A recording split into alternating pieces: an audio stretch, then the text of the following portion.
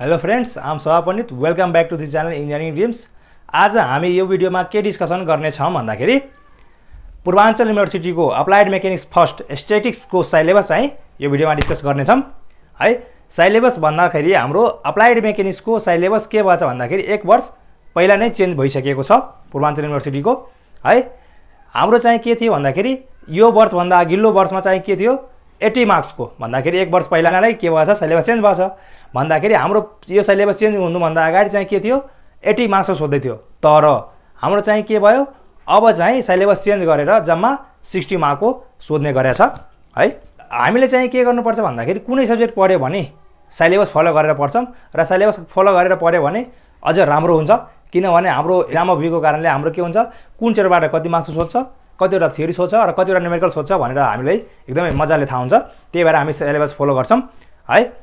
अब syllabus follow गर्दाखेरि हाम्रो के थियो भन्दाखेरि पहिला 80 मार्क्स सोध्दै थियो, तर अब चाहिँ 60 मार्क्सको सोध्दैछ है। अब 60 मार्क्सको सोध्दैछ भने हामी के गर्छौँ, फर्स्टमा हामी के गर्छौँ सिलेबस हेरौँ र सिलेबस हेरेर हामी कुन चेप्टरबाट कति मार्क्सको सोध्दैछ, कति मार्क्सको थ्योरी सोध्दैछ, कति मार्क्सको न्युमेरिकल सोध्दैछ भनेर हामी चाहिँ अब पछि गर्छौँ। अब हेरौँ फर्स्टमा आएर हामी के छ भन्दाखेरि हाम्रो अप्लाइड मेकानिक्स स्ट्याटिक्समा जम्मा 8वटा चेप्टर छ है।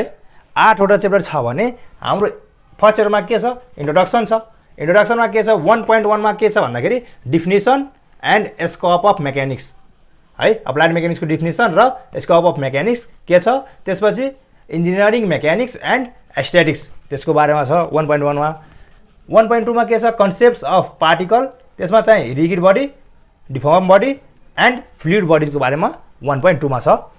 1.3 मा के छ equation of statics equilibrium in 2 dimensional and 3 dimensional हाम्रो 1.3 मा छ। त्यसपछि 1.4 मा के छ फ्री बडी डायग्राम, कुनै पनि स्ट्रक्चरको फ्री बडी डायग्राम कसरी बनाउने भनेर हाम्रो के छ 1.4 मा छ। त्यसपछि 1.5 मा के छ सिस्टम अफ युनिट्स है। 1.5 मा के छ सिस्टम अफ युनिट्स। त्यस्तै हाम्रो 2 चेप्टर है। चेप्टर नम्बर 2 मा के छ भन्दाखेरि फोर्सेस है। चेप्टर नम्बर 2 मा के छ फोर्सेस। त्यसमा चाहिँ के छ 2.1 मा के छ definition and application of forces है। त्यस्तै हाम्रो के छ 2.2 मा के छ टाइप्स अफ फोर्सेस। अब त्यो टाइप्स अफ फोर्सेसमा के पर्छ भन्दाखेरि coplanar forces, collinear forces, concurrent forces, parallel forces, external forces and internal forces हाम्रो यतिवटा फोर्स छ। त्यसको बारेमा 2.2 मा डिस्कस गर्छौँ। अब त्यस्तै हाम्रो के छ 2.3 मा। 2.3 मा के छ है। 2.3 मा के छ भन्दाखेरि principle of transmissibility and its limitation 2.3 मा छ। त्यस्तै चाहिँ के छ 2.4 मा के छ resolution and composition of forces, फोर्सलाई कसरी रिजल्भ गर्छन् भनेर हाम्रो 2.4 मा छ। 2.5 मा के छ लेमिस थ्योरम, त्यसपछि Varignon's theorem, triangles, parallelogram and polygon law of forces हाम्रो यति चाहिँ के छ। यो जुन हाम्रो छ यो सबै एक्जाममा चाहिँ एकदमै भिभिआई क्वेसन छ यसबाट 2.5 बाट। त्यस्तै 2.6 मा के छ moment of forces about a point and axis, त्यसमा चाहिँ के छ in scalar form and vector फर्ममा है। 2.7 मा त्यस्तै के छ definition of couple and proof of its a free vector है। भेक्टर छ भने हाम्रो के छ डिफिनिसन कपलको र प्रुफ गर्नुपर्ने के प्रुफ गर्नुपर्छ त्यो चाहिँ हाम्रो 2.7 मा पर्छ। त्यस्तै हाम्रो 2.8 मा के छ resolution of force into force है एन्ड कपल एन्ड भाइस भर्सा 2.8 मा छ। 9 मा के छ 2.9 मा के छ resultant of a system of forces, त्यसमा चाहिँ के कुन रिजल्टेन्ट फोर्सेस छ हेरौँ। त्यसमा चाहिँ resultant of system of forces कुन हुन्छ wrench, parallel, coplanar, concurrent and general है। यो हाम्रो कति भयो 2 चेप्टरको भयो। त्यस्तै हामी अब 3 चेप्टर 4 चेप्टरको हेर्छौँ है। ल त्यस्तै अब हामी के गर्छौँ 3 चेप्टरको हेर्छौँ। 3 चेप्टरमा के छ भन्दाखेरि डिस्ट्रिब्युटेड फोर्स है। डिस्ट्रिब्युटेड फोर्स हाम्रो के छ 3 चेप्टरमा छ। के छ हाम्रो 3.1 मा के छ definition and derivation of centre of gravity and centroid, त्यसमा चाहिँ के पर्छ composite figure and direct integration method. Composite figure पनि पर्छ र डाइरेक्ट इन्टिग्रेसन मेथडबाट पनि गर्छौँ। अब हेरौँ 3.2 मा के छ centroid of lines, areas and volumes हाम्रो 3.2 मा पर्यो। 3.3 मा चाहिँ के छ definition of second moment of area है। एमओआई भनेको मोमेन्ट अफ इनर्सिया है एन्ड रेडियस अफ गायरेसन भन्दाखेरि हाम्रो के भयो 3.3 मा त्यो पर्यो। त्यसपछि 3.4 मा के छ प्यारलल एन्ड परपेन्डिकुलर थ्योरम, त्यसपछि एमओआई अफ कमन फिगर है। अब हामी मोमेन्ट अफ इनर्सियालाई सर्ट फर्ममा एमओआई लेख्छौँ। त्यसपछि हाम्रो के छ कमन फिगर्स, त्यसमा के छ rectangle, circle, triangle and ellipse. त्यसको हामी के गर्छौँ प्यारलल एन्ड परपेन्डिकुलर थ्योरमबाट हामी मोमेन्ट अफ इनर्सिया निकाल्छौँ। त्यसपछि के छ एन्ड युनिफर्म थिन रड है। हामी थिन रडको पनि के गर्छौँ मोमेन्ट अफ इनर्सिया निकाल्छौँ।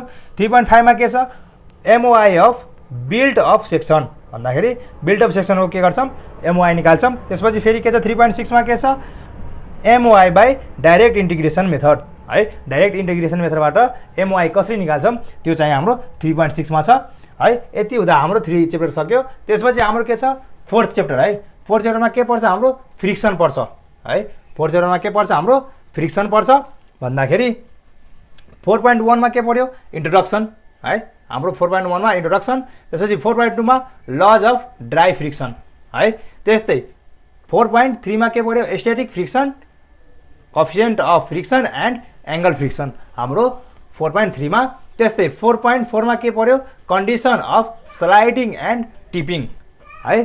स्लाइडिङ र टिपिङको कन्डिसन कस्तो छ भने हाम्रो 4.4 मा छ। त्यसपछि 4.5 मा के छ एप्लिकेसन टु स्ट्याटिक प्रब्लम्स है। त्यसपछि हाम्रो के पर्यो यहाँबाट हाम्रो च्याप्टर 5 है। च्याप्टर 5 मा के छ इन्ट्रोडक्सन टु स्ट्रक्चर्स है। इन्ट्रोडक्सन टु स्ट्रक्चर्स हाम्रो केमा पर्यो च्याप्टर 5 मा पर्यो। त्यसपछि 5.1 मा के पर्छ है स्ट्रक्चर कम्पोनेन्ट्स। त्यसमा स्ट्रक्चर कम्पोनेन्ट्समा के पर्छ भन्दाखेरि बीम, फ्रेम, ट्रस, त्यो चाहिँ 2D प्लेट, त्यसपछि केबल, आर्च एन्ड ग्रिडको बारेमा के गर्छौँ हामी 5.1 मा पढ्छौँ। त्यसपछि 5.2 मा के छ different between plane and space structure हाम्रो 5.2 मा पर्यो। त्यसपछि 5.3 मा के छ different between mechanism and structures हाम्रो 5.3 मा पर्यो। त्यसपछि 5.4 मा के छ types of loading and supports भन्दाखेरि हाम्रो टाइप्स कस्तो टाइपको लोड हुन्छ र टाइप्सको कुन सपोर्ट हुन्छ त्यो चाहिँ हामी 5.4 मा पढ्छौँ। त्यसपछि 5.5 मा के छ डिटर्मिनेन्सी है। डिटर्मिनेन्सी चाहिँ के को इन्टरनल एन्ड एक्सटर्नल एन्ड स्टेबिलिटीमा पनि स्ट्याटिकल एन्ड जियोमेट्रिकलको चाहिँ हामी के पढ्छौँ 5.5 मा पढ्छौँ। त्यस्तै अब हामी 6 च्याप्टरमा जान्छौँ। 6 च्याप्टरमा के छ भन्दाखेरि introduction to analysis of beam है। अब चाहिँ हाम्रो स्ट्रक्चरको कुरा बढी आयो। अब त्यस्तै हाम्रो 6.1 मा के छ definition and types of beam है। त्यसपछि 6.2 मा के छ external and internal forces in beam है। एक्सटर्नल फोर्स र इन्टर्नल फोर्स बीममा कसरी लाग्छ भनेर हामी 6.2 मा हेर्छौँ। 6.3 मा के छ definition and sign convention of axial force, shear force and bending moment. हामी चाहिँ मेन हाम्रो के छ शियर फोर्स, एक्जियल फोर्स र बेन्डिङ मोमेन्ट हाम्रो 6.3 मा छ।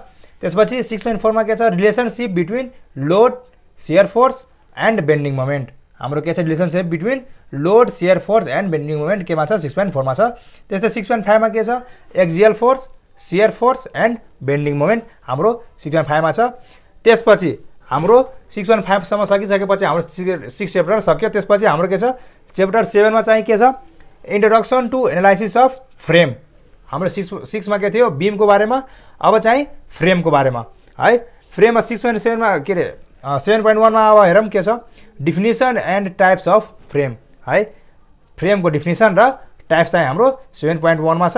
त्यसमा पनि के छ रिगिड बडीको है डिफिसिएन्ट एन्ड रिडन्डेन्ट। त्यसपछि 7.2 मा के छ डिटर्मिनेन्सी एन्ड स्टेबिलिटी।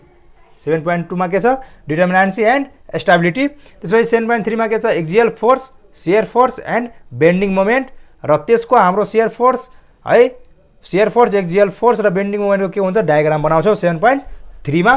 त्यसपछि 7.3 सकिसकेपछि हाम्रो 7 च्याप्टर सक्यो र हाम्रो च्याप्टर 8 मा के छ भन्दाखेरि हाम्रो 6 मा बीमको थियो, त्यसपछि फ्रेमको थियो, त्यसपछि हाम्रो के छ अब introduction to analysis of truss है। अब ट्रसमा के छ हेरौँ 8.1 मा के छ definition and types of plane है। Definition and types of plane. त्यसमा चाहिँ के छ according to support condition purpose and यसमा चाहिँ के छ हेरौँ according to support condition, purpose of utilization and degree of complexity है। हाम्रो के छ डिग्री अफ कम्प्लेक्सिटी। त्यसपछि हाम्रो के छ 8.2 मा के छ डिटर्मिनेन्सी एन्ड स्टेबिलिटी अफ प्लेन।